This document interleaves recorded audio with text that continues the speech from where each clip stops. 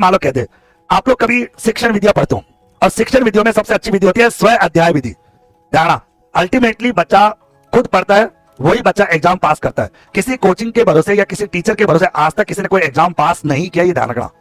और अपनी कोचिंग है ही नहीं। अगर कोचिंग होती तुम आपको बैठ के लिखाता, लिखो मिड डे मील होना, अब तुम पागल से कॉपी लेके लिखे रहते। अब बताओ मैं कॉपी लाते तो 200 रुपए की कॉपी आती नहीं आती? अरे सोचना, मैं बता दूं आपको, क्योंकि अच्छा 200 रुपए की कॉपी लाते, फिर उस कॉपी को भरने के लिए 10-12 पेन खराब करते। एक पेन 10 रुपए का, तो 10 पेन कितने हो गए? 100 के। तो कॉपी कितने? 10, यानी 200 की कॉपी होगी, 100 का पेन हो गया। और फिर आप लोग, अच्छा फिर जो काम हम 2 घंटे में करते हैं वो काम आधे घंटे में कर रहे हैं। अरे जिस काम को आधे घंटे में पूरा किया जा सकता है उसके लिए कितने घंटे खराब हो गए? 2। तो समय भी खराब, पैसा भी खराब, और फिर अपना हाथ भी खराब। जैसे हमको लिखते लिखते लिखते हाथों की हालत होगी। तो शारीरिक रूप से भी प्रताड़ित, मानसिक रूप से भी प्रताड़ित, आर्थिक रूप से भी प्रताड़ित और सामाजिक रूप से प्रताड़ित। और कितनी तरह से प्रताड़ना तो को झेलनी पड़ रही है। और फिर अल्टीमेट, अच्छा फिर घर जाके क्या करते हैं? पढ़ते। अरे भाई कॉपी में लिखने के बाद घर जाके क्या करते? पढ़ते। तो अभी पढ़ लो ना, जो काम अल्टीमेटली पढ़ना ही है तो फिर किताब में पढ़ लो ना। फिर आपको किताब लेने की जरूरत, आप खुद सोचना, दिमाग लगाना। अच्छा कई बार क्या होता है कि मैं एग्जांपल देता हूं, हालांकि जब मैं कहता हूं ना तो लोगों को चीज समझ में आती या नहीं आती पता नहीं। अब मैं एक बात बता रहा हूं, तुम कभी किसी कोचिंग में जा रहे हो, मान लो किसी कोचिंग के अंदर तुम पढ़ रहे हो, हम ये नहीं कह रहे हमसे पढ़ रहे हो कहीं पढ़ रहे हो, ये तुम दिल पे हाथ रख के बताना कि कोचिंग में जाने के बाद भी और कोचिंग के नोट्स बनाने के बाद भी तुम किताब खरीदते थे या नहीं खरीदते थे। इस बात का जवाब मेरे को दो या खुद अपने आप से पूछो। बताओ किताब लेते थे नहीं लेते थे? मैं कह रहा हूं 99.99% लेते थे। अब इसका मतलब क्या? तुम क्या पढ़ रहे हो? नोट्स भी पढ़ रहे हो।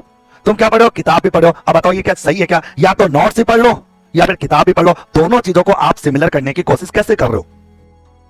अब फिर दूसरी बात है, अगर कोई कोचिंग वाला तुम्हें नोट्स लिखा रहा है तो फिर उस कोचिंग वाले को किताब के लिए कभी नहीं बोलना चाहिए।